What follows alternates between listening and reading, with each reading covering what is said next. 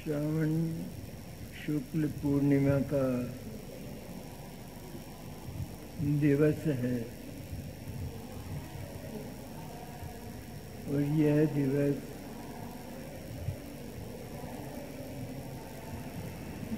हमारे लिए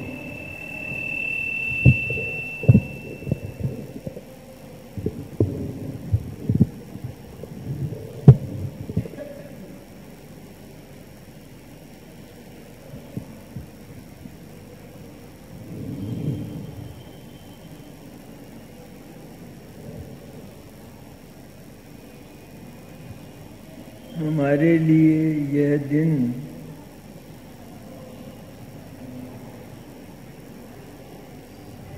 परम पवित्र वीतराग भाव का प्रेरक है।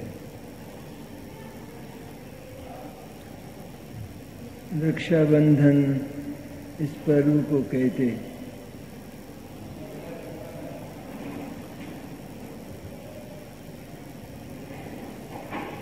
पर्व के साथ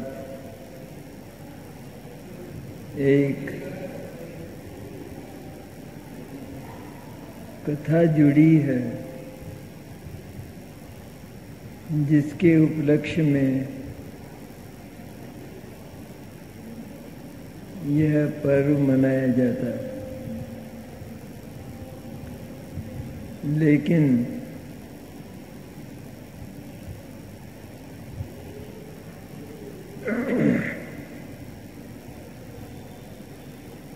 कुछ पड़ोसियों की संगति से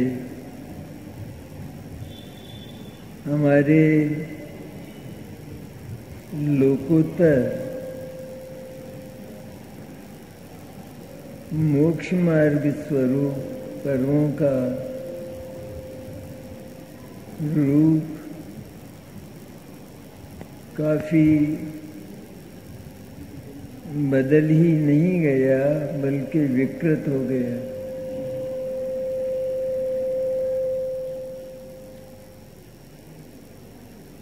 पर्व पुण्य और पवित्रता का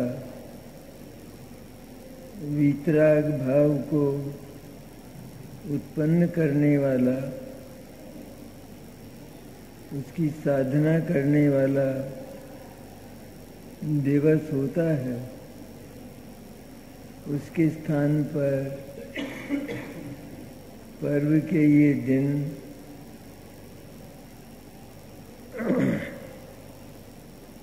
केवल बदल कर ही नहीं बल्कि विकृत होकर भोग प्रधान हो गए हैं। और पर्व के जिन दिवसों से हमको पुण्य और पवित्रता की वीतराग भाव की प्रेरणा मिलती है, उसके स्थान पर इनकी विकृतियों में पाप छा जाने के कारण ये पाप बंध के कारण हो गए। ये हमारे लिए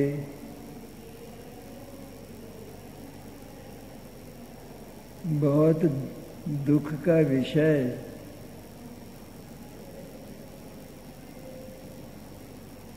बहुत दुख का विषय तो है ही। वीतरागता को प्रदान करने वाला पर्व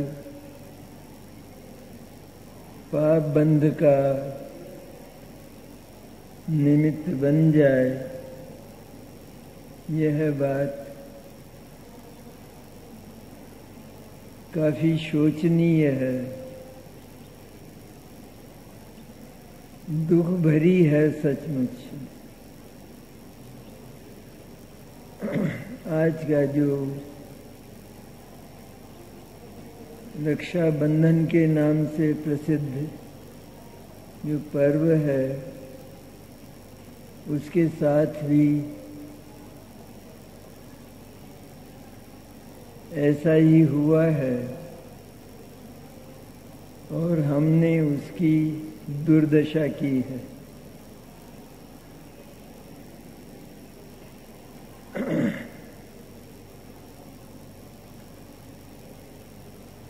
रक्षाबंधन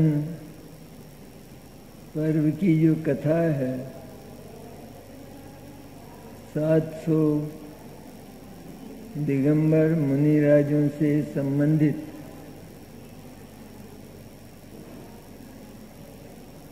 वह रोमांच कर देने वाली कथा है और उससे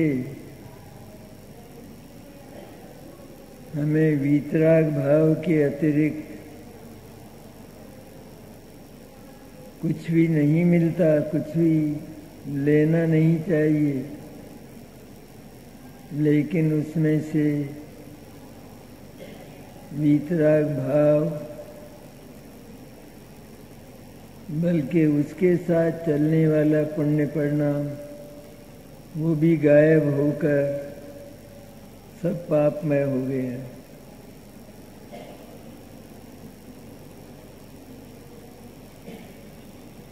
रक्षाबंधन की कथा लगभग सभी लोगों ने सुनी है, लेकिन आज ये पवित्र भावों की प्रेरणा का दिवस होने के कारण हमें उस कथा का स्मरण करके अपने भावों को आमूल चूल परिवर्तित करना चाहिए।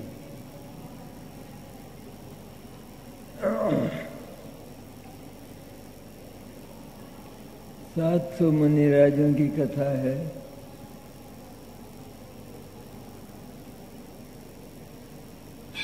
उज्जैनी नगरी में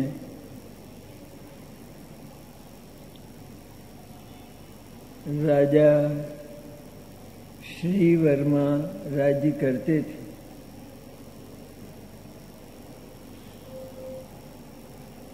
वे स्वयं दिगंबर धर्म के उपासक थे और उनके 4 मंत्री थे, बलि, प्रहलाद, नमुची और बृहस्पति। 4 मंत्री राजा के थे, जिनके परामर्श से राजा शासन चलाते थे।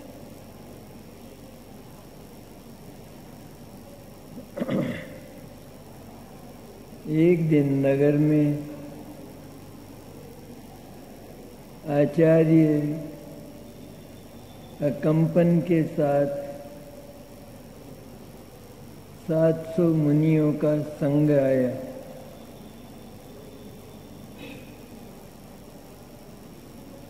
राजा इस सूचना को पाकर बहुत हर्षित हुआ, लेकिन जो 4 मंत्री थे वे विधर्मी थे और उन्हें नगर में नग्न दिगंबर मुनियों का आगमन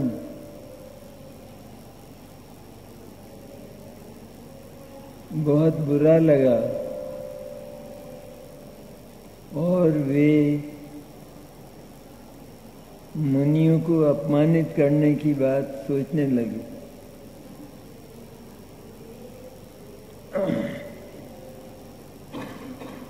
सात सौ मुनि तो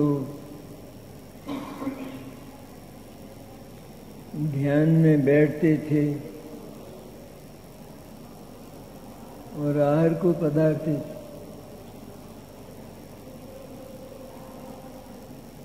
मुनिराज ध्यान के बाद आहार को नगर में पधारे। बहुत श्रावक होते थे उस समय, लाखों की संख्या में श्रावक होते थे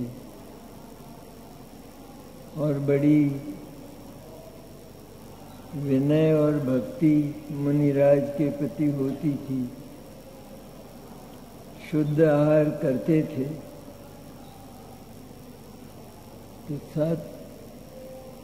700 मुनियों का आहार हुआ और सब मुनिराज वापस लौट आए।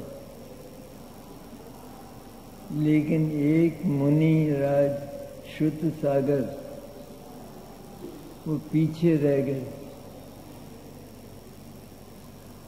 और मार्ग में इन चारों मुनियों ने उन्हें अपमानित करने की बात सोची और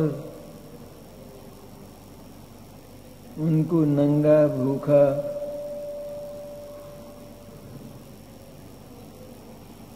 बिना वस्त्र वाला, जिसे वस्त्र भी पहनने को नहीं मिलते हैं, इस तरह का नाना प्रकार के अपमानजनक शब्दों का प्रयोग करके उनसे कहा कि हमारे साथ वाद करो, बातचीत करो, चर्चा करो तत्व की।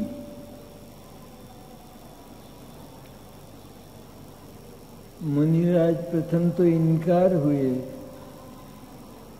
क्योंकि आचार्य की आज्ञा नहीं थी। आचार्य की आज्ञा के बिना ऐसा नहीं किया जाता। लेकिन शासन की प्रभावना के आकर्षण से मुनिराज ने उनसे वाद किया और वाद में चारों मंत्रियों को पराजित कर दिया, हरा दिया। तो चारों मंत्री और अधिक अपमानित होकर क्रोधित हो गए और सारे ही 700 मुनिराजों से बदला लेने की बात सोचने लगे।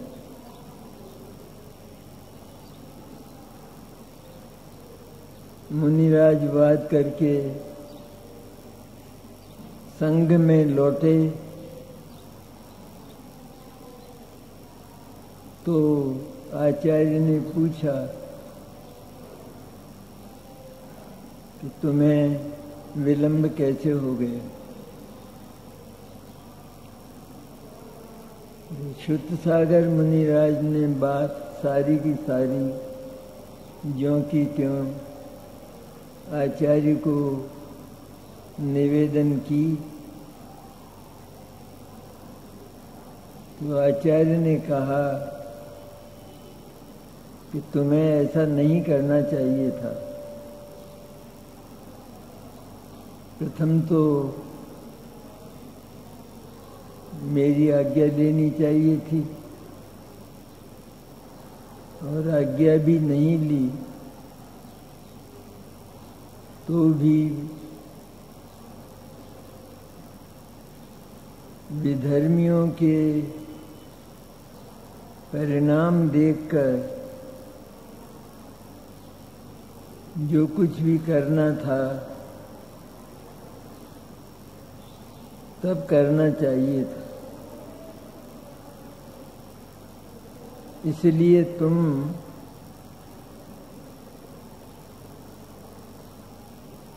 दंडित किए जाते हो और रात को जहाँ तुमने ये वाद किया है उसी जगह जाकर खड़े हो जाओ। रात भर वहीं रहो, खड़े रहो। सुतसागर मुनिराज ने आचार्य को प्रणाम करके उनकी आज्ञा मानकर वे उस वाद के स्थान पर ही जाकर खड़े हो गए और ध्यान करने लगे। मंत्रियों को इस बात का पता लग गया। चारों ही मंत्री मुनिराज से अत्यंत रुष्ट थे, क्रोध से भड़क रहे थे। तो वे उन पर प्रहार करने के लिए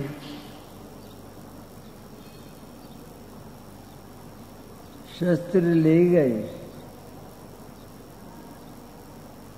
और ध्यानस्थ मुनिराज पर उन्होंने रात को अर्धरात्रि को मुनिराज पर शस्त्र से प्रहार किया, शस्त्रों से। तो उसी समय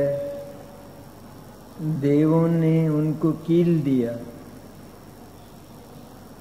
और वे शस्त्र उठाए हुए पाषाण की प्रतिमा की तरह सारी रात खड़े रहे। प्रातःकाल नगर में ये सारी बात फैल गई और चारों मंत्रियों के दुष्कृत्य का सारे नगर सहित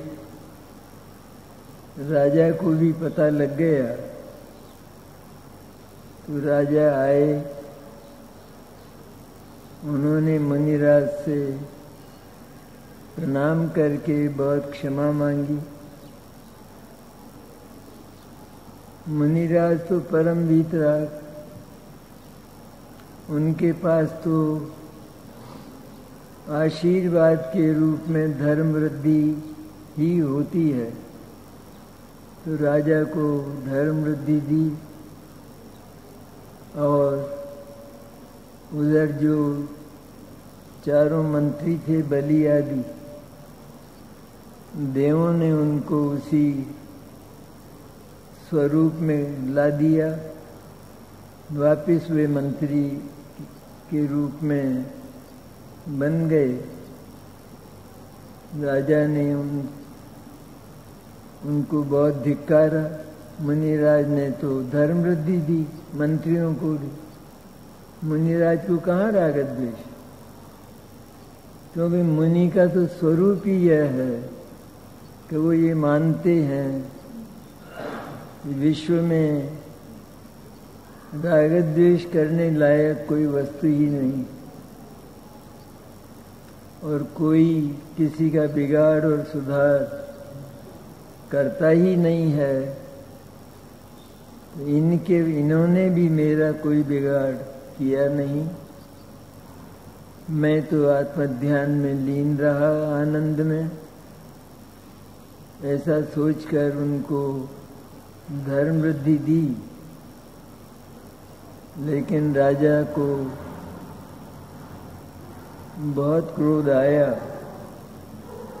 और उसने उन मंत्रियों को देश निकाला दे दिया। उज्जैन से निकलकर चारों मंत्री घूमते घूमते फिर इस तलाश में निकले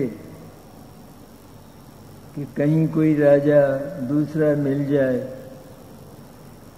तो हम इन मुनियों से बदला ले सकें। तो वे हस्तिनापुर पहुंच गए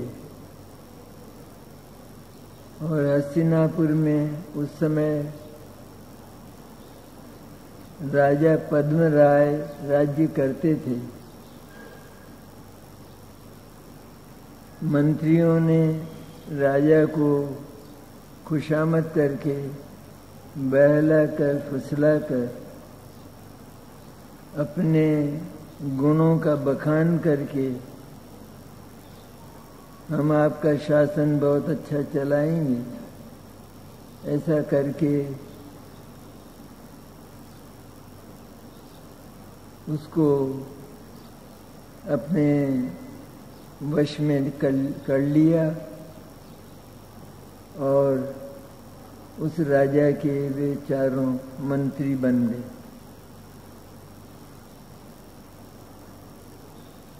अब शासन केवल उस कुटिलता को लेकर, कुटिलता तो और रोष तो मुनियों के प्रति भरा ही हुआ था, बदला लेने की जो भावना थी वो तो भरी हुई थी। उससे प्रेरित होकर अच्छा शासन चलाने लगे और किसी दिन मंत्रियों ने कोई बहुत अच्छा कार्य किया तो राजा प्रसन्न हो गए और उन्होंने कहा कि तुम कोई वरदान मांगो या तुम्हारे मन में कोई बात हो, किसी वस्तु की आवश्यकता हो तो वो मेरे से बोलो, मैं तुम्हें मुंह मांगा दान दूंगा। मंत्रियों ने कहा कि राजन, अभी तो कोई इच्छा नहीं है, कोई ऐसा समय भी नहीं है, समय आने पर हम आपको निवेदन करेंगे। उन्होंने 8 दिन का राज्य मांग लिया कि हम 8 दिन का राज्य चाहते हैं, लेकिन उस समय आने पर हम उस राज्य को संभालें। संयोग से 700 ही मुनिराज आचार्य सहित हस्तिनापुर पहुंच गए और ये बलि आदि मुनि भी वहीं थे। तो अब इन मंत्रियों ने बहुत अच्छा अवसर देखा कि अब तो हम राजा ही बन जाएंगे तो सब कुछ कर सकते हैं। तो इन्होंने राजा से जो वचन हुआ था वो 8 दिन का राज्य मांगा और राजा ने दे दिया। 700 ही मुनिराज ध्यान करते थे, आहार कर लेते थे।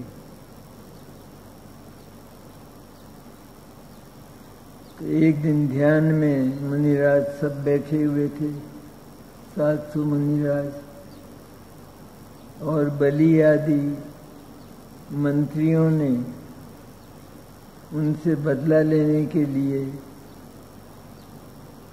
क्रोध की आग में जलकर लाखों क्विंटल लकड़ियों के घास पत्तों के ढेर लगाकर मुनिराज को घेर लिया, 700 मुनिराज को।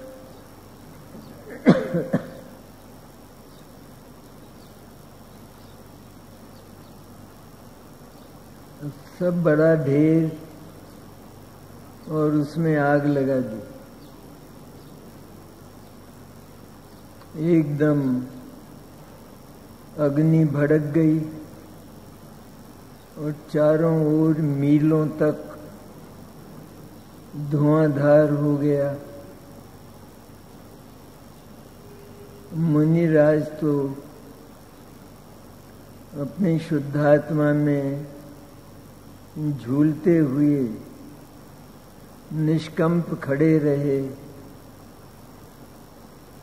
और आह तक नहीं की।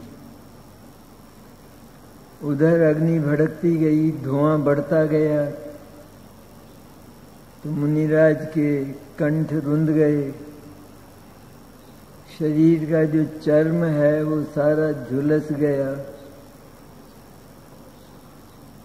और कोई उपाय, सारे श्रावक त्राहिमाम हो उठे। क्या उपाय, क्या करें? ये तो बहुत बड़ा उपद्रव है। 700 मुनिराज, वीतराग संत, कैसे ये उपद्रव उपसर्ग शांत हो, ऐसा सोचने लगे। तब स्वयं राजा पद्मराय को भी एकदम तड़फ उठा, क्योंकि जैन थे वो राजा भी, तो वो भी तड़फ गए और लेकिन कुछ करने की स्थिति में नहीं थे, क्योंकि वचन दे चुके थे। तो उन्होंने, उनको स्मरण हुआ कि मेरे छोटे भाई विष्णु कुमार मुनिराज हैं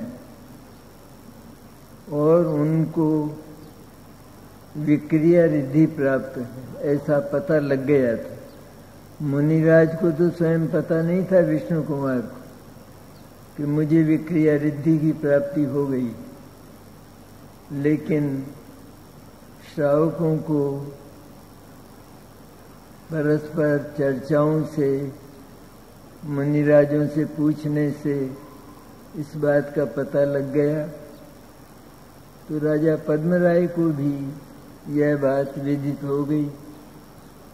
तो उन्होंने कहा कि वे इस उपसर्ग को दूर कर सकते हैं अगर वे मुनि दीक्षा छोड़ दें। तो वे पहुंचे आकाश मार्ग से जल्दी और विष्णु कुमार मुनिराज को नमन करके कहा, 700 मुनिराजों पर भयंकर प्राण लेवा उपसर्ग आया है और आपको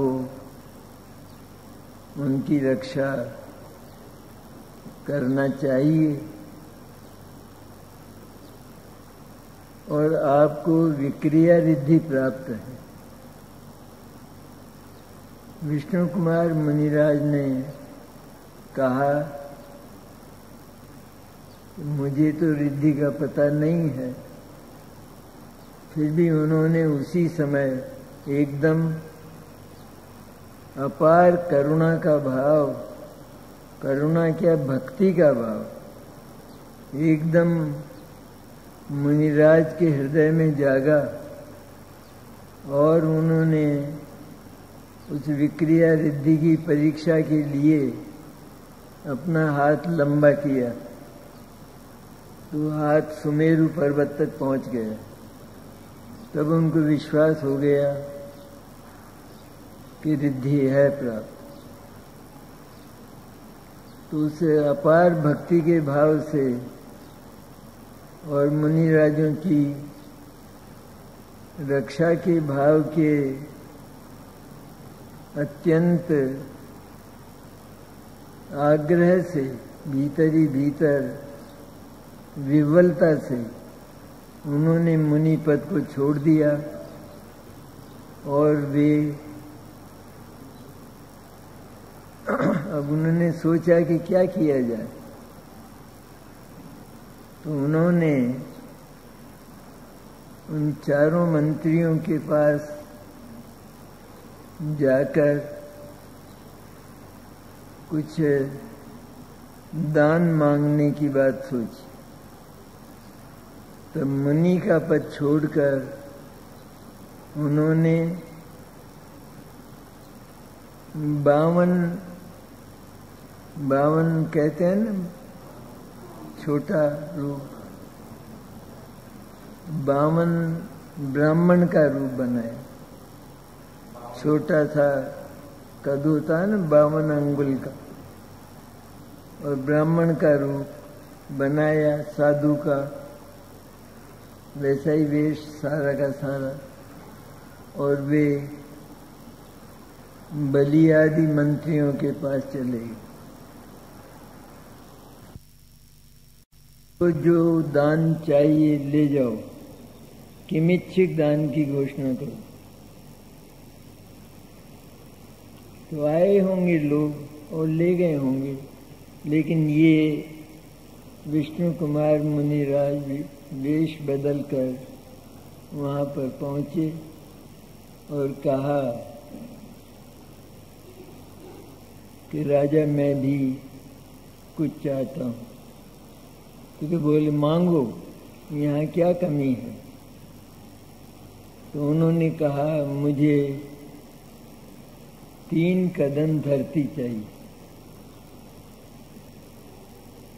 छोटा सा ब्राह्मण, उसके 3 कदम कितने से? तो ले लो 3 कदम, क्या मांगते हो, बड़े भोले ब्राह्मण हो, ये पड़ी है ना, इतने कुछ अधिक मांगो ना। कि नहीं राजन, सिर्फ 3 कदम ही चाहिए। दे दी उसने। बोले ले लो, जहाँ चाहो वहाँ 3 कदम धरती ले लो। तब फिर मुनिराज ने अपनी विक्रिया रिद्धि का प्रयोग किया, और जो पहला चरण है वो तो सुमेरु पर्वत पर जा रखा, और दूसरा चरण मानुषोत्तर पर्वत पर जा रखा। अब सारी पृथ्वी नप गई, माप में आ गई। मानुषोत्तर पर्वत के आगे क्या है? कुछ है ही नहीं। अब मुनिराज बोले तीसरा पैर कहाँ रखूं, बोलो। तो उन्होंने उस बलि के सिर पर तीसरा पैर रख दिया, तो बलि बिलबिला गया, एकदम तड़प गया। और तब वह उन ब्राह्मण के, मैंने मुनिराज के चरणों में गिर गया। और तब मुनिराज ने कहा कि इस उपसर्ग को दूर करो। तब उस दिन वो उपसर्ग दूर हुआ। उपसर्ग दूर तो हुआ, और श्रावकों को मन में किंचित प्रसन्नता भी हुई। होना ही चाहिए। इतना बड़ा उपसर्ग वीतराग संतों पर हो और वो टल जाए, ये प्रसन्नता का विषय तो है। लेकिन साथ ही श्रावक तो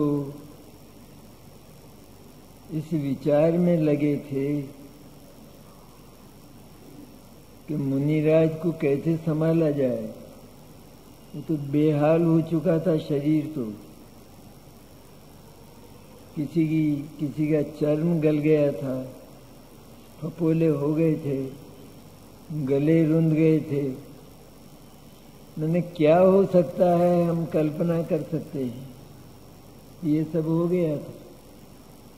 तो उस किंचित प्रसन्नता को भूलकर सारे श्रावक मुनिराज के वैयावृत्ति में लग गए और उनके लिए आहार पानी की व्यवस्था करने लगे।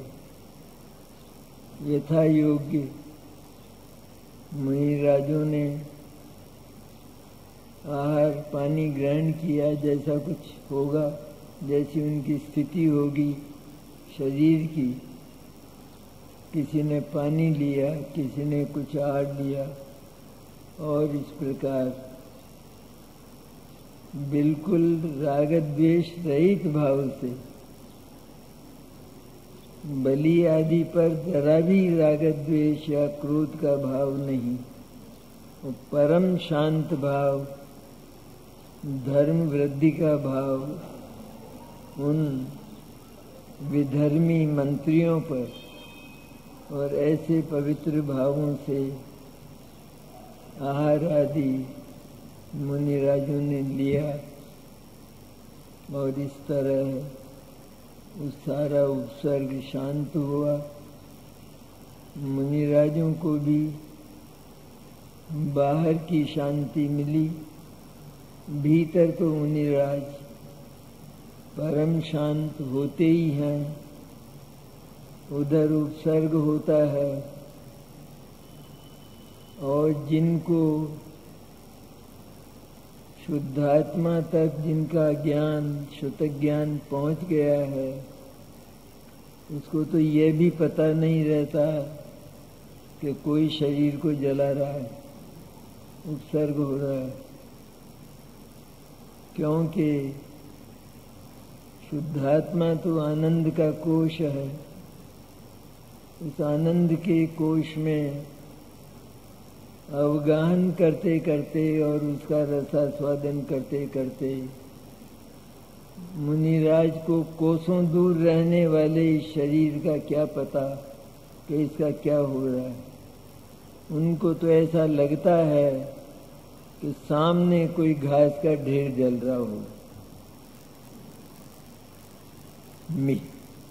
मेरा कुछ जलता ही नहीं है तो क्या जलेगा। इस तरह परम शांत भाव से मुनिराजों ने सारे उपसर्ग के दिन वीतराग अनुभूति में बिताए। अब आज के दिन यह जो कुछ हुआ है, तो सभी श्रावकों की स्थिति का हम मनोवैज्ञानिक विश्लेषण करें तो हम पाएंगे इस बात को कि कई श्रावकों ने तो आहार भी नहीं किया होगा, आंसू बह रहे होंगे, मुनिराज की वैयावृत्ति कर रहे होंगे, और इसके अतिरिक्त मुनिराज की वैयावृत्ति के अतिरिक्त अपने भोजन का भी जिनको ध्यान नहीं रहा होगा, ऐसे श्रावक उस समय हुआ करते थे। तो यह जो हमारा दिगंबर जैन धर्म सम्मत जो रक्षाबंधन पर्व है, उसका इस लौकिक रक्षाबंधन से कहाँ सामंजस्य बैठता है। ये जो रक्षाबंधन है लौकिक और पाप का बंध करने वाला, तो वो तो सारे देश में मनाया जाता है। तो उनको कहाँ पता कि 700 मुनियों की रक्षा आज के दिन हुई है। इसलिए वो कोई अलग बात, कोई ये ब्राह्मण वर्ग का कुछ ऐसा प्रभाव है कि उन्होंने जबरदस्ती आज के दिन उसे जोड़ दिया है। कोई घटना भी उसके पीछे नहीं है। हमारे यहाँ तो एक जीवंत घटना है वीतरागता की, और हम उससे प्रेरित होकर यह पर्व बड़े दुख में मनाते हैं। मुनिराजों के स्वरूप का चिंतन करते हुए उनका कैसा विलक्षण, कैसा अद्भुत, मैंने वे मनुष्य हैं या पाषाण हैं ये पता नहीं लगता। क्या है, उपसर्ग हो रहा है, वो मुनि पर हो रहा है या पाषाण पर हो रहा है। ये स्थिति मुनि राजों की होती है कि जिनको उपसर्ग का ध्यान तक नहीं है और आत्मा के आनंद में लग रहे हैं। इस तरह आज का पर्व जो विकृत हो गया है, उसकी विकृतियों को समाप्त करके ये मिष्टान्न बनाना और बड़े बड़े भोज करना, कहीं खाने जाना, खाने के लिए बुलाना, बहनों को राखी बांधने के लिए बुलाना, ये कहाँ मेल बैठता है इस पर्व के साथ।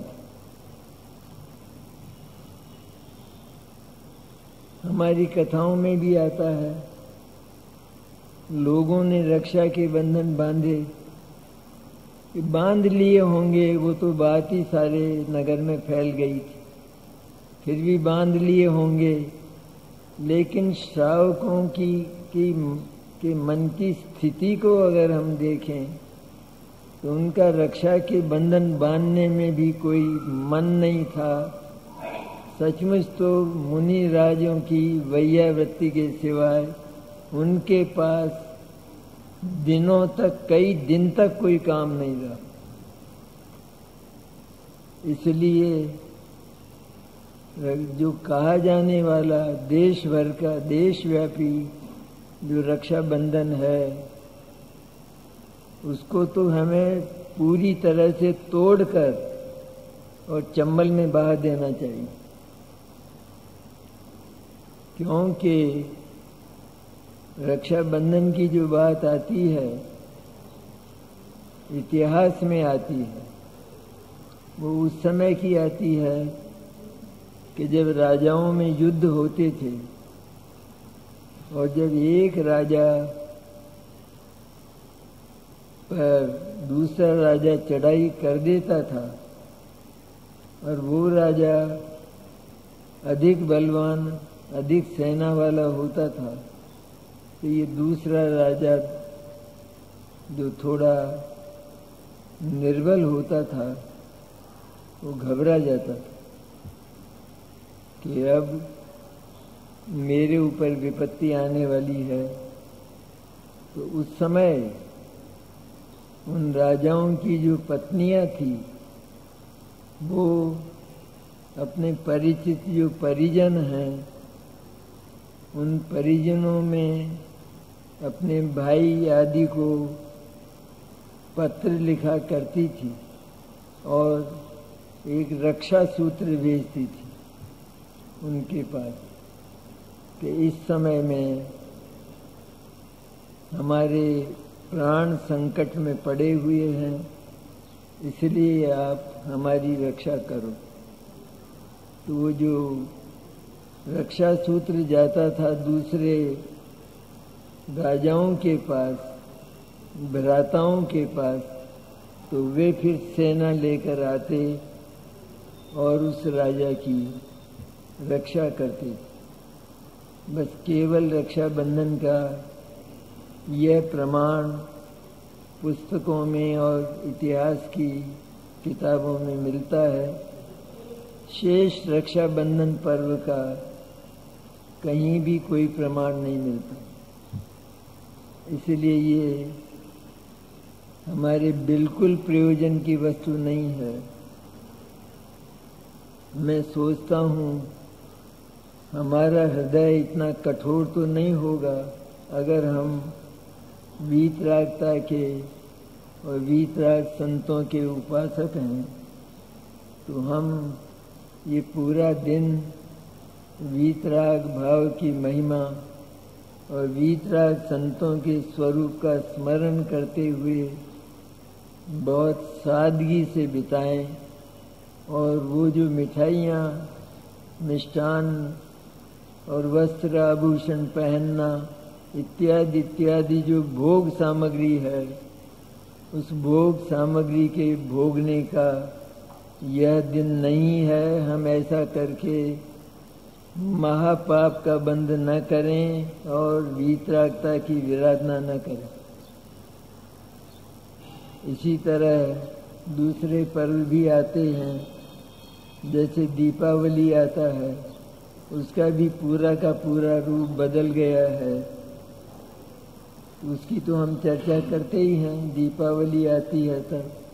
पर आज रक्षाबंधन का ये पर्व जयवंत रहे, वीतरागता जयवंत रहे और वीतरागता के उपासक जो श्रावक हैं वे भी जयवंत रहें और वीतराग भाव का मुनि राजों का स्मरण करते हुए अपने मोक्ष मार्ग को प्रशस्त करें। ये आज के दिन का मंगल संदेश है।